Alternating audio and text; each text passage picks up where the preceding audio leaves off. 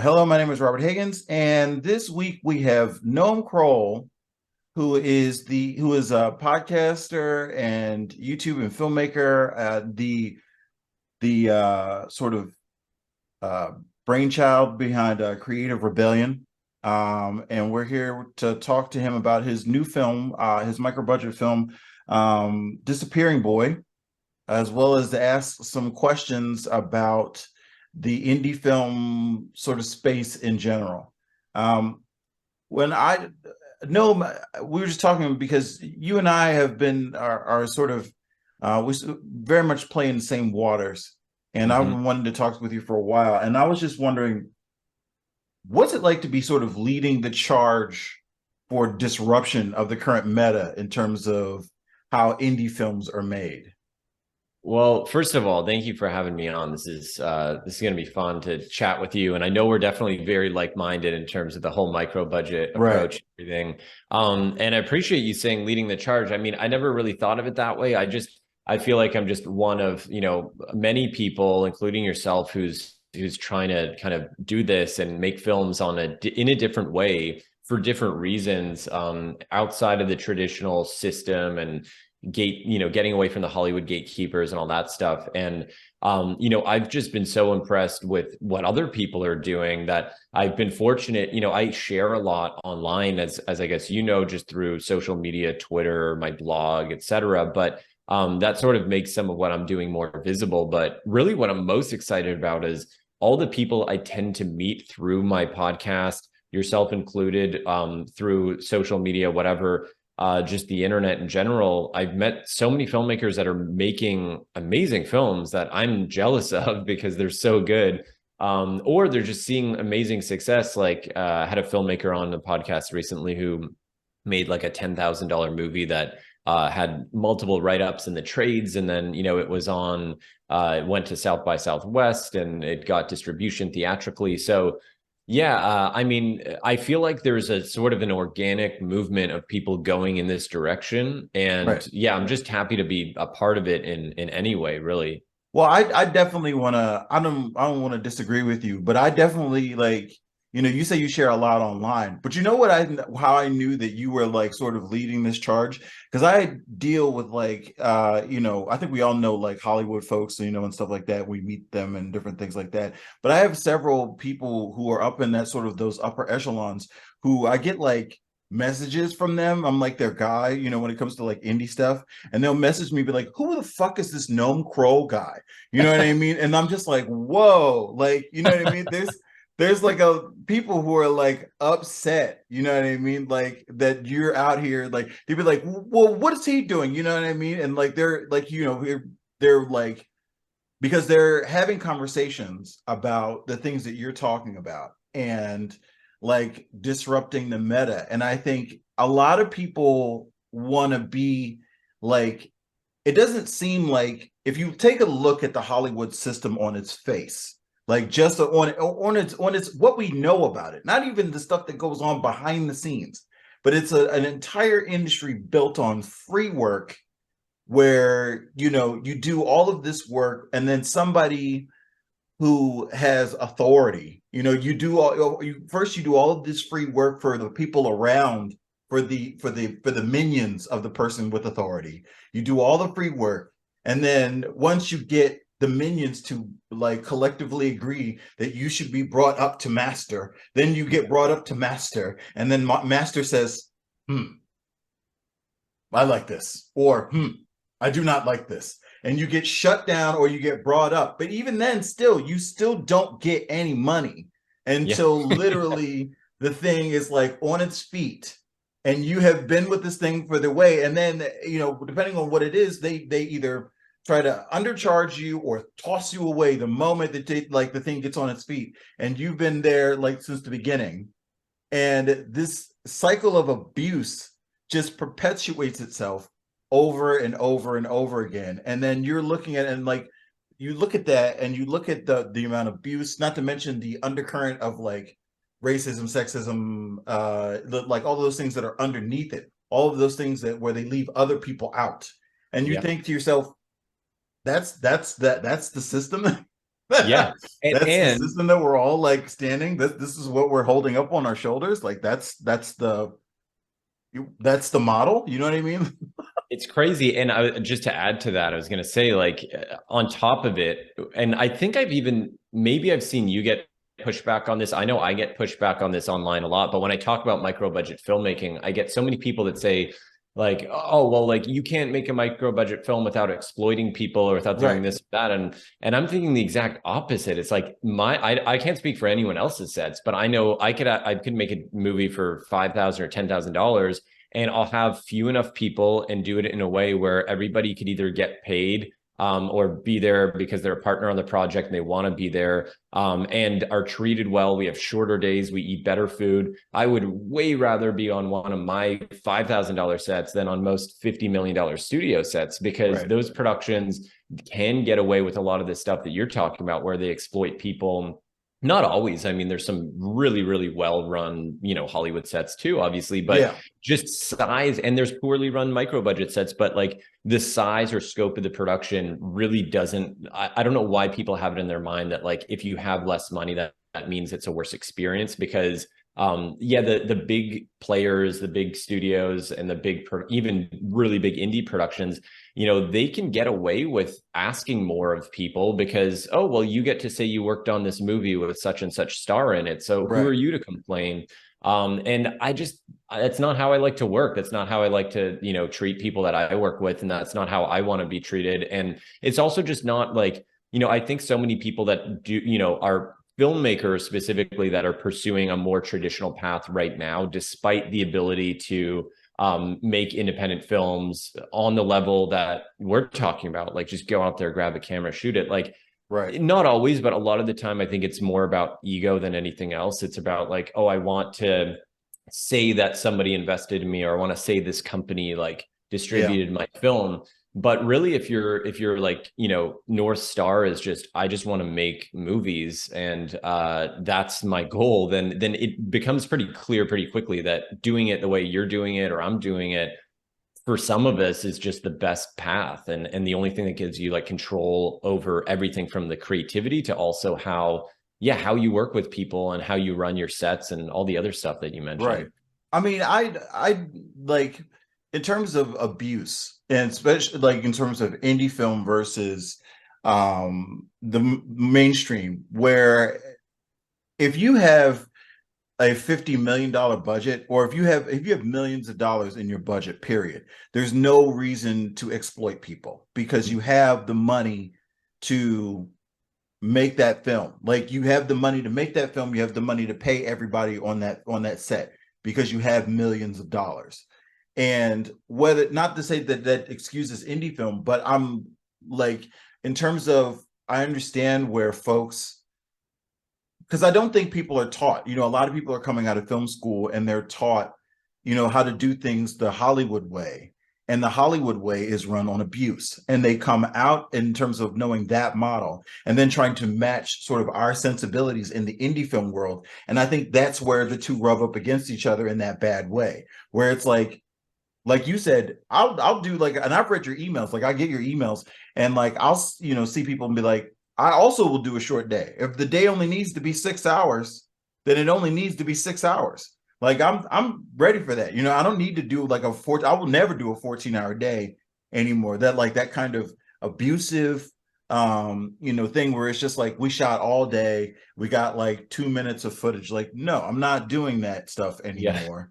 Like, it's just, that's not going to have people work with you over and over again. The people who work with me know that, like, I do 8-hour days at the most, maybe Mhm. 9 or 10 at the absolute max.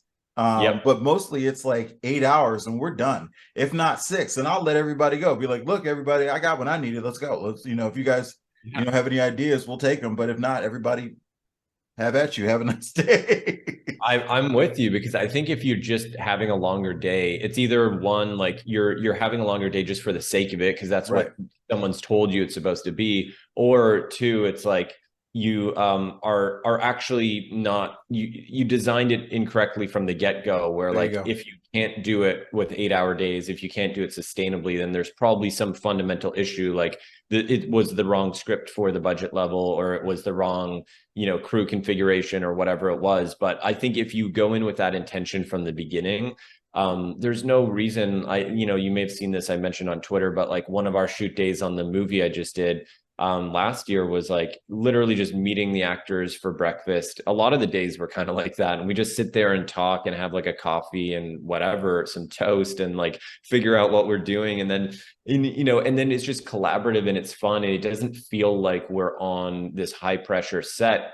So in that, like, fewer hours, we were able to capture way more coverage and material because we'd thought it through, we'd planned it, and there was less resistance. Once we were ready to go, we could just grab the cameras and start rolling. So there's no shortage of footage, or there's no sacrifice necessarily in doing it that way. If anything, there's just so many benefits that we don't always see because, we're, again, a lot of us are just trained like, oh, if you don't have money to buy people off, then it's just not going to be a good set, or it's not going to be well run. But you almost have to completely reinvent the way that you approach making movies, as you're doing, I'm trying to do, and just do it something totally separate than anything that resembles studio filmmaking.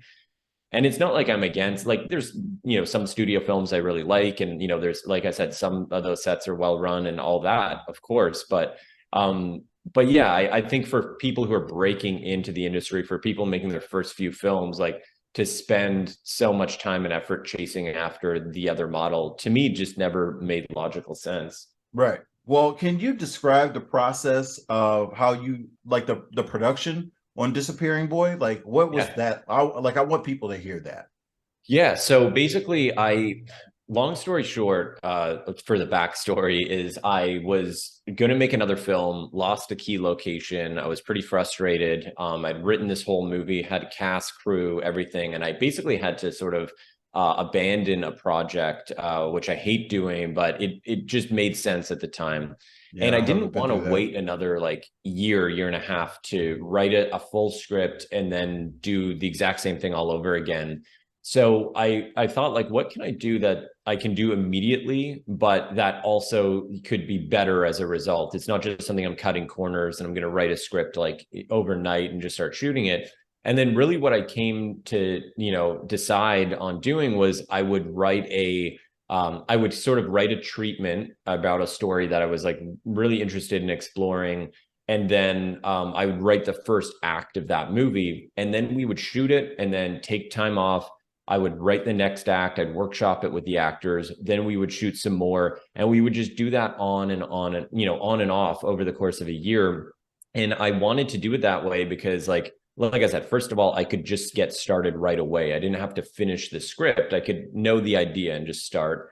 But secondly, I just thought it would be easier for me if I'm doing it on the smallest scale. It makes it possible to, like, for this particular movie, it made it possible to do it on a almost no budget, like $6,000, which just went to the actors essentially. And that was only because, like, I don't have to hire a production designer, because if I have 2 months in between shoot days, then I could just go and pick up the props myself. Or, if I need more time to like find a free location, like, I don't have to just pay for the option because the only day I can shoot is tomorrow.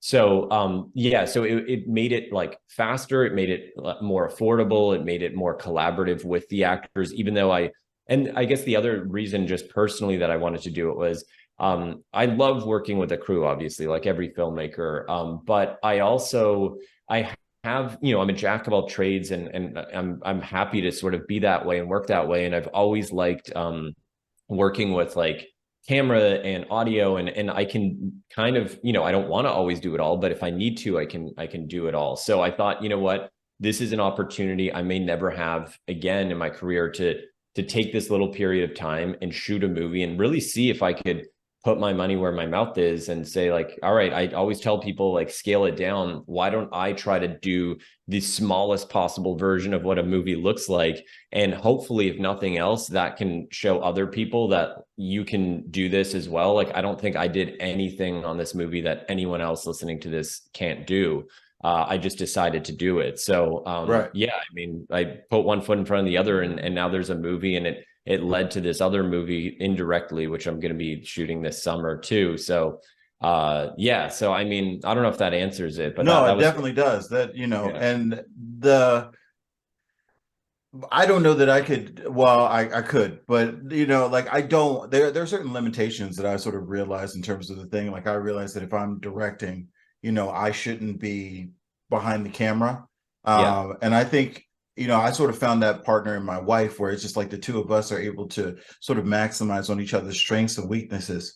So it's nice. like, you know, just having the two of us now, it's sort of like that, the thing. And it's nice to have like a PA or a runner to sort of Hmm. like balance that out, to have that sort of thing. But you know, in terms of, you know, keeping things open, like you said, I love working with a crew. But if you don't have the budget for it, like you said, let's not exploit people. Like I don't have the money to pay people. So if you want to Yeah, come out and volunteer your time, you know, I'll owe you a favor, you know, something like that. But if not, I'm perfectly fine doing it myself.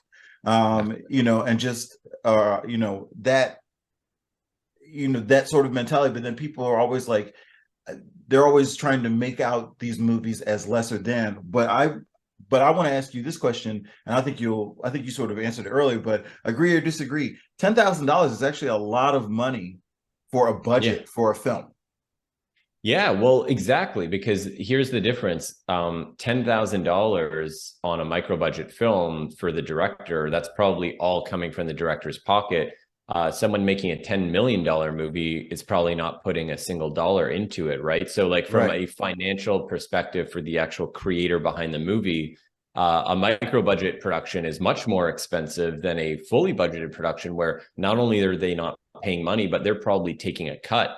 And that's Mm-hmm. why, I mean, there's some filmmakers that like that's sort of their thing, is they know how to get money for movies, and they're not maybe that passionate about the specific movie they're making, but they know like a certain genre, a certain thing can get packaged, and they know the right financier, and they could, you know, have a bit of a system where they make a movie every year or two, and then they take a nice fee from that. I would rather do the opposite. I would rather put my money in, even if it's like, yeah, like you said, even $10,000, like, you know, especially when you're first like starting, and like depending on your work situation and how much revenue and income you have, like savings and all that, like that's, yeah, I mean, we're not talking about like, this is filmmaking, even at its most micro budget, is still the most expensive art form. Right. You know, like I Right. could Even $1,000 film, like, you know, that we preach on the channel, it's like you still got to come up with like that $1,000. It's not an insignificant amount of change, especially when 60% of the country is living paycheck to paycheck. exactly. Um, I think about this like in the context of music often, because I was going to say, like, you could probably see the guitar behind me. You know, I don't play professionally, but like I will record music sometimes just for fun. And I always think like, you know what, not that it's free for someone to make an album or something, but like if you have a $200 interface and you buy Logic for a couple $100, like you can record endless music, you know, with even with no instruments. And like most art forms, like if you need a paintbrush or if you need a type, you know, whatever, a screenwriting app, like most art forms are almost free, if not, you know, completely free. Filmmaking is the opposite, where it is, yeah, like you were saying, like even if it's $1,000, like, you know, the average person walking around doesn't have $1,000 just to say, well, I'm just going to go and bet this on a micro budget film, right? So right. Right. but I think it's like the way that I sort of justify it, and my feeling in general is like we should invest in our movies. Like everyone says don't invest in your own movie. Yeah. I'm the opposite. I say like invest in yourself. I'd rather put that $1,000 into my own movie than put it into like, you know, whatever, like 10 different screenwriting competitions, hoping I'm going to win the lottery and One somebody's going to, thousand percent. Right. it's you gotta, if you're not going to back yourself, then who else is, right? So Well, I like, mean, I feel like you learn so much when you make a film. Like, and that's the thing that really like upsets me online is that when you look at, you know, a lot of filmmakers they do between their films, they'll do commercials because they're also trying to work on their craft. And because they mhm. don't necessarily know that David Fincher did like however many commercials or music videos, Yep. between films, where he was just working on his craft so that he could make a Panic Room, a Fight Club, The Game, you know what I mean? Like, so that when he got to those things, he's like, all right, I'm taking what I'm learning from this thing over here and I'm putting it into, this movie. That's everyone is doing it. And so when you and I are just like, okay, I'm going to take this $1,000 and make this film. And then you get offered, somebody sees that and it's like, all right, well, that film is decent. What if I offered you this kind of budget? Now you get to make a bigger kind of film, and Mhm. then you get to take what you've learned onto a bigger budgeted film.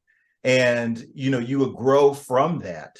Exactly. But people have been like before, they've been like, don't put your money into these little micro budget films. They don't do anything, And I'm like, it's never a zero sum game. It's Yeah. never ever, even if the movie is not quote unquote good, you still learn something from it. You got something from it. I learned so much when we did our first $1,000 feature. It's not the best movie that we've ever made, but it was such a learning experience that I was just like, okay, I know exactly what to do if I have to do this again. Like I know Yeah. where not to screw up.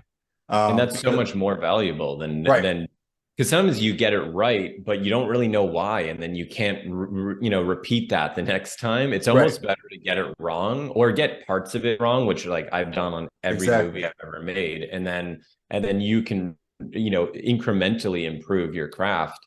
So yeah, I'm with you. Sorry to interrupt you. I know No, no, you're. no, no, no. That's so what do you see as the ultimate end game of creative rebellion? Like, do micro budgets have a place in the ultimate end game for your company? Yeah, I mean, I think that so for me, there's like my company and there's me personally. So I think me Right. personally as a filmmaker, I would probably like one of the filmmakers I really admire lately. Again, you've probably seen all this stuff on Twitter I read about, but Hong Sang-soo, who is he made like 27 movies in the last 26 years. And most of his films are like 50 to $100,000. They play at big festivals. Like he makes beautiful work and he's like internationally acclaimed artist. And I not that I would follow exactly his path or anyone else's, but I feel like I would like to whether I make bigger movies later in life with bigger investments or not, like I would always like to have the ability to do it this way because this is sort of my homeostasis, like normal state for me is like I can just make a movie whenever I want. I don't care if it's for $500, I get to do it. And I don't think that's ever going to change because I've been like that since I was, like 10 years old and I still feel like that now, so I don't think that'll change. In terms of the company, so my company is really like Creative Rebellion is technically like an umbrella business that owns my production company and my e-commerce stores and other things that I do. I think that the two functions out of just my business that I hope will change and evolve in the future. I hope that as my businesses generate more revenue, then the movies I self-finance can just have more money behind them Right. because that just more cash flow. Okay, I can justify the next movie has a double the budget of the previous one, but also maybe sometimes it won't need more money, and like I don't want to just I can make that decision. But also like I don't know if I'll ever do this, but now that you ask me, I mean, in the back of my head, I always thought like I would love one day to because I know so many great micro budget filmmakers like yourself now, and I would love to find a way to like curate, not necessarily act as a distributor, but maybe have a platform or maybe have some sort of outlet for micro budget films because there are there's a need. Like when I watch A24 movies, which I love, like I feel like A24 on the bigger budget indie level is like obviously they're doing an amazing job, but I think there's room for something different to that on a micro budget level, like a label that does, under $100,000 movies, anything from like $0 to 100. And I think that doesn't exist. And I think, all the companies see the benefit. Individual producers or people may kind of knock those movies and say, oh, nobody watches them. But like, who wants those movies is Amazon, even though they unfortunately pay filmmakers horribly for them. There's a reason why Amazon wants all of those movies, because people do watch them. Right. There are like you look at Tubi and look at the rise of Tubi and the rise of people like filmmakers actually making money on Tubi because there is a literal market for people who want to see sort of like, I don't even want to use the term, but like these micro budget movies, they're starting to, because I think, like, not to knock anybody, but like there is a movie coming out from a well-known independent filmmaker starring her favorite actress who was in a teen soap that we all know that's coming out. And I look at some of these movies and I get that, like, there's nothing more inauthentic now. I think that's the sort of the state of where we're in. There's nothing more inauthentic to me now than the idea of Hollywood playing normal. Like, you look at these movies and you're like, this feels inauthentic because even the budget of this movie is a slap in the face to everything that this movie is about. Because you know what I mean? Like, you're trying to pretend that you're normal. Your budget is $4 million. Like, you know what I mean? It's just, no, it's not. It doesn't have any skin in the game. And you're looking at it and you're like, none of this is what normal people go through. And there are certain things happening within the culture, within relationships, within relationships, within labels, within jobs. There are cultures and things that are happening. And movies used to be the place where we addressed those things. They used to be the place where we talked about those things. But none of the things that are happening in our culture really en masse. They're happening on social media. They're happening on TikTok. You see, that's why the kids are going to TikTok, because the people are talking about, who, like, what kind of jobs we're taking, the rise of the gig economy, that sort of thing. And there's nothing more inauthentic than just like, suppose they do something where somebody's supposed to be gigging and they take one job, they quit the job the very next day, and then they're just like, all right, well, I gotta, then they never mention having to get another job ever again. You're like, that's not how poverty works. You know what I mean? That's not how jobs work. Yeah. You gotta make that's, if you're living paycheck to paycheck, watching things like that is just infuriating. And it's being done by people who are being paid millions of dollars to portray your life. And it feels inauthentic. And so because it is. Yeah. Go ahead. Yeah. And I feel like that's the reason why a lot of these things are coming up now, where you see these people, these actors that you don't know. You can't assume that they're being paid millions of dollars because they're on Tubi, because they're on Prime. You know what I mean? These are movies that are being not given away for free, but they're there for, quote unquote, for free. Like, they have the business model and you're being shown ads and things like that. But it feels more authentic because you don't assume that they're getting a bag because they were in this film. You know what I mean? It just sometimes these films just, and you don't assume the movie like too expensive. Yeah, they look like they're, and I think that, there's a few movies in particular that come to mind when you say that, but I know exactly what you mean, because there are these movies that, just because of the subject matter or the story or the character that they're choosing, I just know personally, okay, if I saw this done with a no-name cast on, like, a $50,000 budget, and it was run and gun, it was gritty, and like, this would be an amazing movie, or like, this is such an important topic to cover. But then when it's done through the corporate mechanism. Like that's the thing, people glorify the like studio filmmaking so much, but like at the same time, a lot of those same people don't really like big corporations and don't like supporting them. But like these are not artistic endeavors, these companies. Like they sometimes they come out with like a good movie, that's great, but that's not like their primary thing is like, how do we sell lunch boxes? How do we, get more revenue coming in from our action figures? And how do we, create whatever advertising partnerships, and like, and their decisions for what movie to make are filtered through that lens. And then when something bubbles to the top that like should be a story that you would want told, but it's been put through that machine, it just doesn't come out the other side looking good. And like the studio films that I'm fine with and that I can enjoy the most are the ones that know what they are. Like they're Hollywood popcorn movies, and like that's fun too. Sometimes I'm happy. I don't really want to make those movies, but I'll watch those movies. And some of them, if they're done really, really well, can be really great entertainment. But the reason I love cinema is not because of Transformers, it's because of like Cassavetes or whoever. And, these independent filmmakers that are breaking new ground and doing more with less.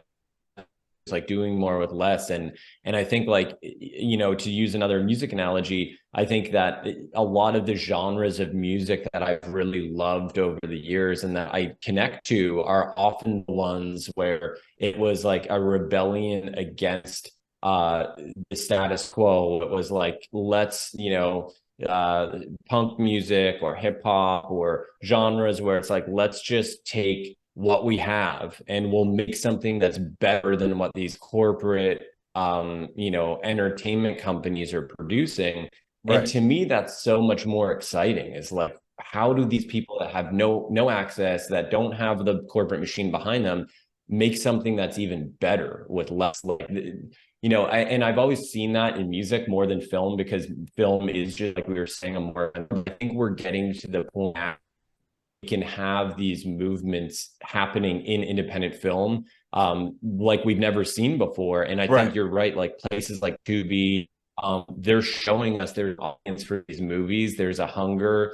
And, of course, like some people want to go and see whatever in the theater, and that's fine. But a lot of people don't want to watch that. And I think the audiences, I think that, in my opinion, like a lot of the people I know who used to go to the movies a lot just don't go. And when movie theaters or specific movies do well theatrically, my feeling is it's a new audience. It's like they have their, franchise audiences that will show up for certain tentpole movies, and that's fine for them. But they're missing out, in my opinion, on a huge segment of the audience, including people who just 5 years ago were willing to go to movies and now are like, I'll just watch something on Tubi because it's free. And it's probably going to feel more cerebral or more intellectually engaging than, spending $100 on overpriced popcorn and parking to go and watch, a movie that I've seen 1,000 times before, Exactly. So it just feels inauthentic to their lives, Things will shift. I wonder, 100%. I'm with you. Like, I just wonder if, like you said, like if studios are ever going to if they're ever going to catch on to, and it feels like, sort of back in that place where, back in the 70s where they had that sort of switch where the studios had sort of, they had lost the plot and they let these directors come in and make films like Midnight Cowboy and Jaws, and like there are these new films that are coming out that don't look like the old films, but like there were new voices that were coming out that were saying different things, like Taxi Driver, and they had these films that were subversive, and there was that period in cinema, and it's heralded as one of the greatest like sort of times in cinema history, and with good reason, I think. And when you look at those types of films now, it's like,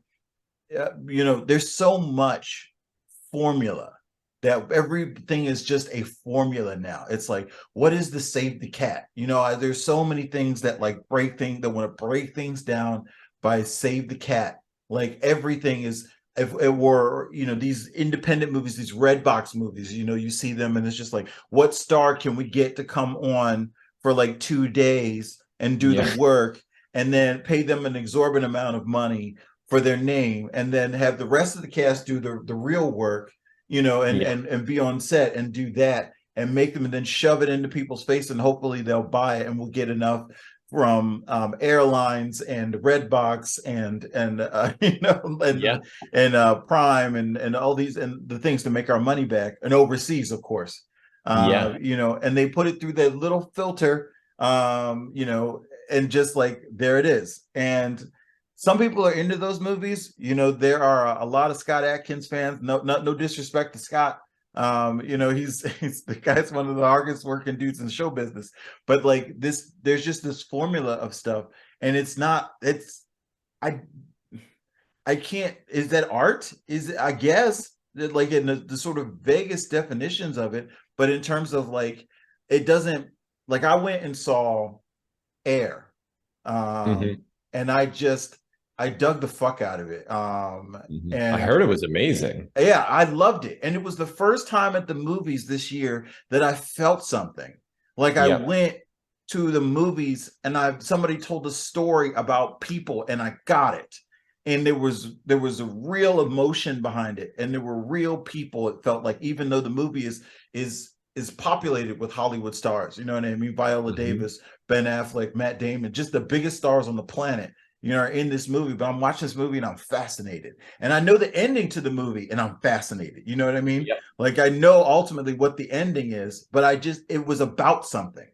It didn't feel like it was just like, here's the formula. You know what I mean? Like, no, it's true. And it's funny that like it has to feel so rare now, because like you mentioned, different periods of time, like the 70s or I would say the 90s as well. Like we went through these stretches where there were really cool original ideas, and you could go down the list of movies that, like, basically every movie that we all love from our childhoods, like none of them would ever get made today. No. And I hope that, like you're saying, like it does change back, and it has to, because you know, what we see right now in terms of like what Hollywood is releasing, I think is generally, you know, probably 3 to 5 years at least delayed in terms of decisions, because, you know, these big movies take forever to make. Right.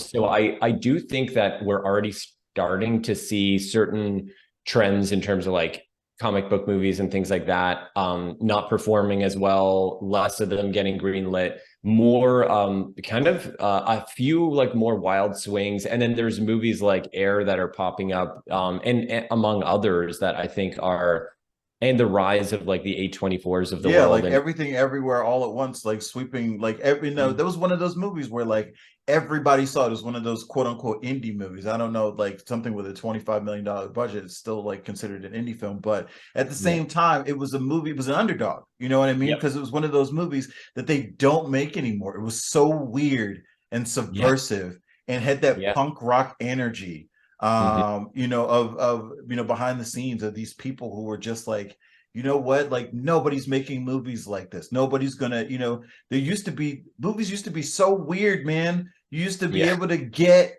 you know, that kind of weird mainstream. I mean, you think of how weird like Back to the Future is. Back to the Future is fucking weird, man. Like it's a time travel, like it seems mainstream, but it's like, no, there's a dude that goes back in time and his mom's totally trying to like have sex with him like the whole movie. Like, you know what I mean? And it's like, he's trying to like get his dad to like have sex with his mom. You know what I mean? He's like teaching his dad how to have sex with his mom. Like, there's such a weird premise. You know what I mean? RoboCop. Come on, man. RoboCop is one of the weirdest movies of all time. It's so freaking weird. And then it has this thing of like, it's this thing of anti-corporate bullshit. This anti-corporate message through this whole thing, as we root for RoboCop, but at the same time, we're like, we don't want him, like, he is owned. He's a piece of property owned by a corporation. They never let us forget that through the entirety of the film. It's so great.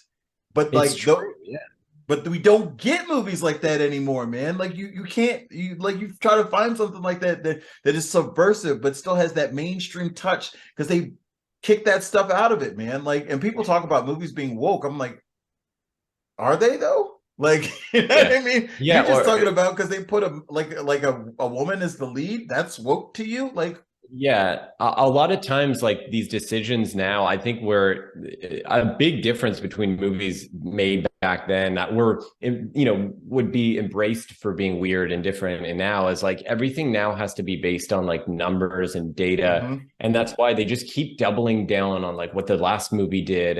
And yeah, if like back then when they would make a film, yeah, RoboCop or whatever, like of course, to some degree, they're thinking about money and all of that. But at the same time, there was more, it just felt like there was more of a care that it was, or more of an understanding that like this is still a piece of art that we're creating and there's a Right. responsibility. And I think that's where the discussion gets like really disconnected between people who are more on our path and then people who don't see this path as valid. I don't necessarily think that this path is right for everyone, but I do think most people should come up, at least for themselves, with the distinction of like, what type of filmmaker are you and why do you want to make films, period? And like, I could tell just from this conversation, from I've seen, from you online, like you're clearly an artist. Like that is your, like, you want to make art, you get the business of it, you get all the other stuff as I do, but like, I'm with you. Like I don't do this because it's a business. Like I do it. I have a business so I can make films, it's Right.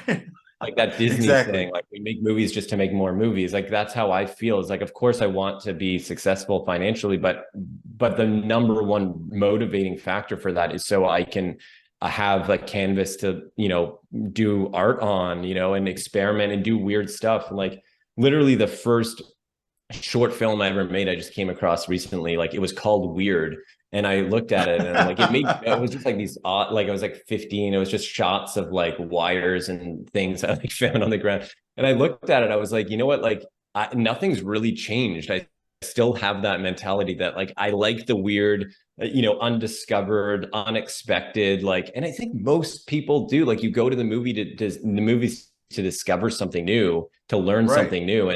And like to your point, it's not like, just because somebody tries to engineer a new experience at the movies using their math and data and projections, like that doesn't actually mean it's an artistically valid concept that they're pushing, or that it's going to connect with people. Yeah, like I go to the movies to see, like, not necessarily weird, but I go to the movies to connect on a human level with the artist. You know what I mean? Yes. Like somebody Yeah. put out a statement. This is how I feel. I think that's one of the reasons why Get Out, like resonated with people. People were like, "Ooh, like this is the inside of somebody's brain." It felt like, Exactly. and you're Yeah, watching you're that. getting a little sneak behind the Yeah. curtain thing. Right. Yeah. And you're looking at it and you're like, oh, wow, wow. And it makes you want to engage with others about it, and then to start conversations about it. We had a conversation with that movie for a whole year. The year that movie came out, we just could not stop talking about it. It was just like, it was all these conversations that we have about it. And I feel like that is the point of cinema. That is the actual living point of cinema, is we have the ability to take a piece of somebody's brain, whether you know whether it's nuance. I think it is nuance, and to take it and begin to have a conversation about it. I don't need to Get Out too. You know what I mean? Like Yeah. that, just like. But I'm down to have conversations about the film, its artistic merit, as well as what it stands for in its message, Yeah. and that is, I feel like, what, when people say they don't make movies like that anymore, that is what I feel like is what we are missing, is that Yeah. people, we are conditioned now to expect well-made corporate product rather than an artistic statement. And superhero movies can be artistic statements. Like, if there are many, like, sort of superhero movies that are that way, that make artistic statements about the world at large. Mm-hmm. And Superman, I think the original Superman makes a giant statement about the planet, and about the world, and about greed, and about being a good person. Mm-hmm. And you can engage with that movie all day long. but it's Yeah. still a piece of corporate art. You know what I mean? Yeah. There's nothing uncommercial about Richard Donner's Superman. There's absolutely nothing uncommercial about it. But like, if you're not willing to put a heart into it, I feel like when they say like comic book movies, people have lost like faith. I'm like, no, you've lost the plot. You're making movies just to further an agenda instead of speaking to what's actually happening, using these movies to do what they're supposed to do, to speak to people on that level about these characters, and using these characters as that lens. I completely agree. It's like they've kind of lost sight of what they were. Because I remember I was never like hugely into comics, but I read some here and there as a kid, and they were like weird and offbeat too. Like that you would open this up and you're like, who are these like crazy characters? And like as a kid, it was. And now when you go to see a superhero movie, like the fact that that world that was once like came from like the most creative brains of like the Stan Lees or whoever, and then most of those movies end up now being the exact antithesis of something new or original or art is like crazy, especially because it's possible. Like you're pointing out, like Superman or like Nolan's, Batman, or there's examples of kind of The Dark Knight is truly a modern masterpiece, modern superhero masterpiece. Yeah, that's the thing. It can be done, and that's why, like, I'm never against superhero movies. I'm never against any kind of movie. It's just I just want movies to be done to their best ability, whatever genre, whatever, because I love good movies, and I think that the Get Outs of the world, like, I mean, there's unfortunately not too many movies that have had that sort of impact but in recent years, but movies like that, Everything Everywhere All at Once, like I do think that is we're going to continue to feel the ripple effect, because Get Out came out, what year was that? I don't even remember now, like 2016, I think. 16, it was right after Trump got elected. Yeah.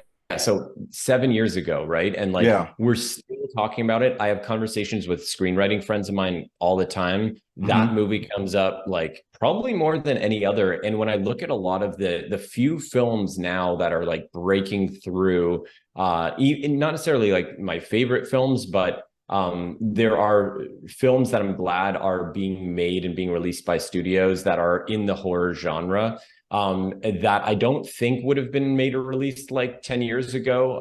And I think part of that is a huge part of that is because of Get Out specifically, and then other movies that have come as a result. So yeah, I mean, it's impossible to know where things will go. All I know is that, like, for me, and probably I can't speak for you, but I would imagine for you, it's like creating art is the most important thing. And I hope that Hollywood aligns with my ideals of what good art means. But if it doesn't, like, that's okay. Like, I have a camera and I have a computer I can edit movies on. And as long as I can make stuff, I feel satisfied. And how I can't control how far of a reach it will have, or who's going to find value in it, or what the industry is going to do. But, all I can do is kind of just keep doing that. That's my mentality, at least, just keep making stuff, and hopefully, hopefully people come along for the ride.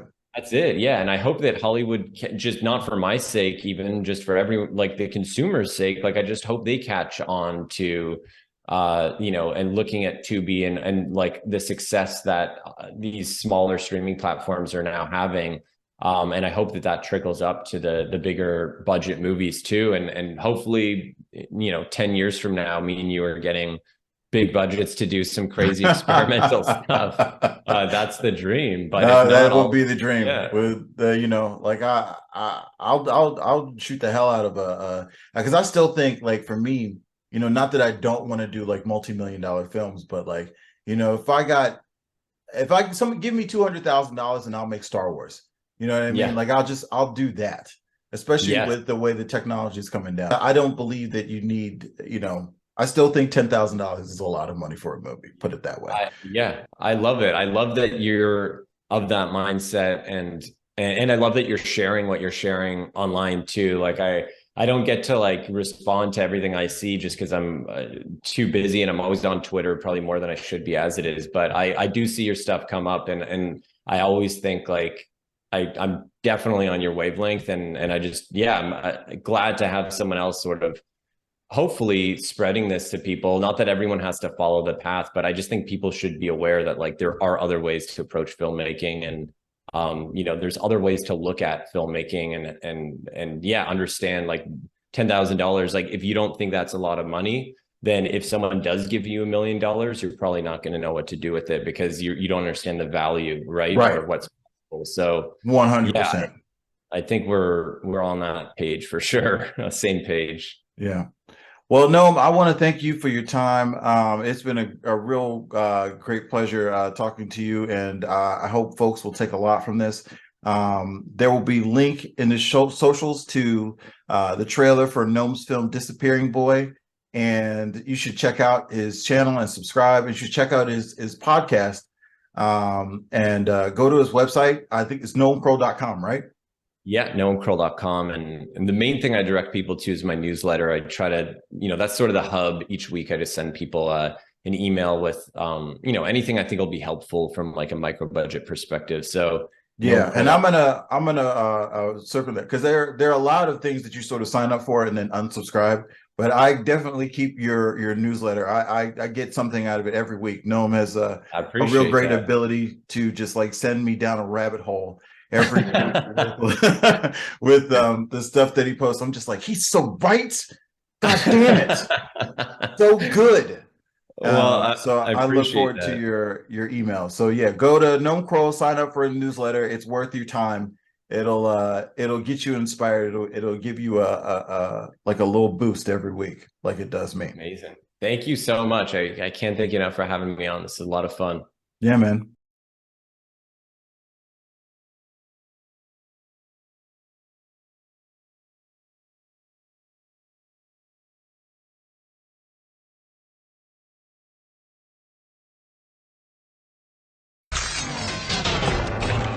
Yeah, you love it, Qui-Gon Jinn.